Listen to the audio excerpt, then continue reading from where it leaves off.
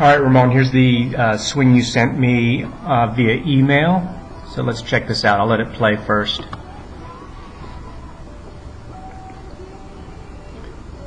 You didn't look very happy with it, with your reaction. Now I'm going to slow it down. And let's look at it in slow motion.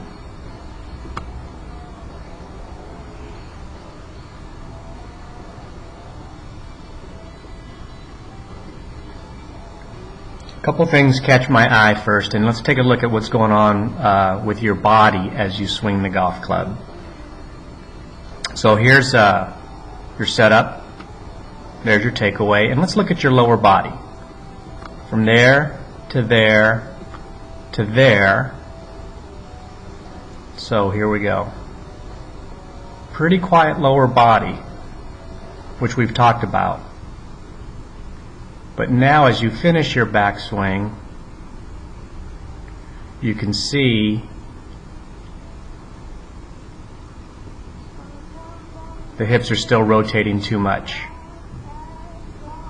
And so from this section of your golf swing, if you just look at the turn, you're not really coiling anymore.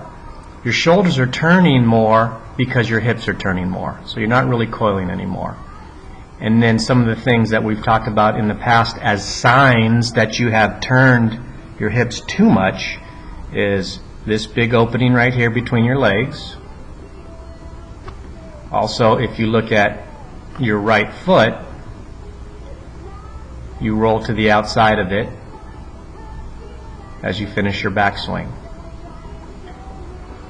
If we were looking at your from a face-on view, you would probably see this knee moving towards your back foot too much. You might even be showing a little bit of a reverse pivot here. Can't really tell unless we look at it face on, but that would be my suspicion from here. So you've got to really limit that hip turn, even though it might feel like you're shortening your swing. That's number one. Number two, I want you to take a look at this. We're going to look at it a couple different ways. If I draw a line on your tailbone, you need to stay on that line as you swing the golf club. And what happens, watch how much you come off it. So you're really standing up on it and coming out of the posture during the golf swing. And here's a really good way to see this. So if I put your two swing, the same swing, duplicate it and then overlap it, if I bring one image to the top of your swing, and then from there do your downswing and follow through, you can see how much you're actually standing up on it. And what happens when you stand up on it is you don't get the proper rotation of the hips on the downswing and the follow through.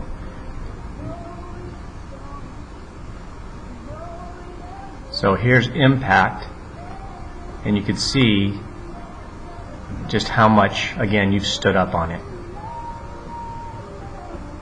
So you've really got to practice keeping that tailbone back and being able to rotate around a fixed spine that doesn't stand up. The other sign of this standing up, if you take a look at your left arm here, the angle of your left arm, which is right here,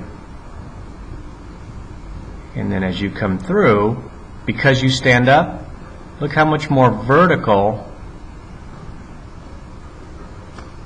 your left arm is as you go into your finish. Now it's up here. So your swing is no longer symmetrical. You're not swinging around your body as much. And what creates the rotation in the golf swing is the hips turning and the body turning properly. So that's what I see going on with the body. Now let's take a look at what's going on with the hands.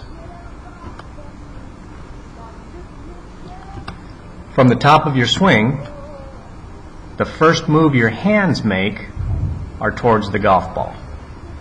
And you can see it here from the top of your swing when we start down, your hands move towards the ball. And then the club head right here actually drops under that line or underneath your hands. This is a place where you're probably hitting blocks and maybe hooks, depending on what the club face is doing at impact, because the club is dropping underneath the line of your hands or the plane of your hands. But instead of your hands dropping towards, moving towards the golf ball as you start the swing, remember we talked about that hip bump and allowing those hands to drop down initially. And when they drop down, what you're really doing is you're taking your right elbow and just moving it right towards your rib cage. And when that right elbow moves towards your rib cage and you bump your hips towards the target, your hands will drop down. I don't like to see them going towards the ball like this. Too much weight gets out with the weight of your arms and the club, gets too far away from your body, so you go towards your toes, and if you look at your right foot and left foot, the weight's going towards your toes, and that's the reason really why you're standing up on it and you can't stay in your golf posture, is because your hands, arms, and club are getting too far away from your body. So you see, let me take these lines away, you see this big circle here, a big opening right here from your hands and your body. Everything's just too far away from you, getting disconnected. Here's a good image to kind of visualize this. If I show you a golf swing in comparison, just as a way to start down, let's bring you to the top of your swing, and we'll bring Rory here to the top of his swing. Once again, take a look at the right leg versus your right leg, right? There and there, and then yours, whoops, and then yours just being right here. Again,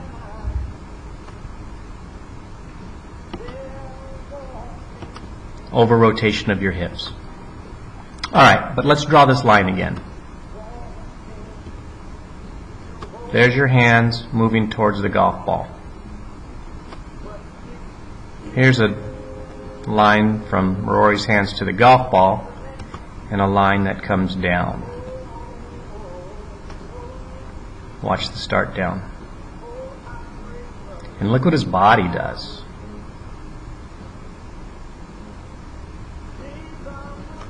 So let's draw that line on his tailbone.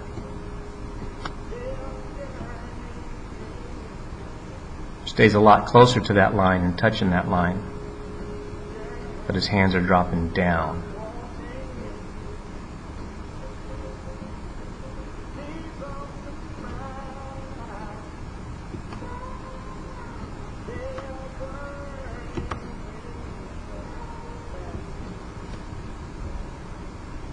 And let me move these lines out of the way, and you'll see, watch his right elbow, just kind of reattaches to his body.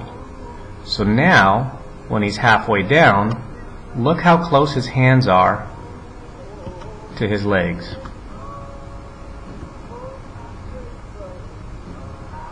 Versus when you're halfway down, right about there, look how far away your hands and the club are from you.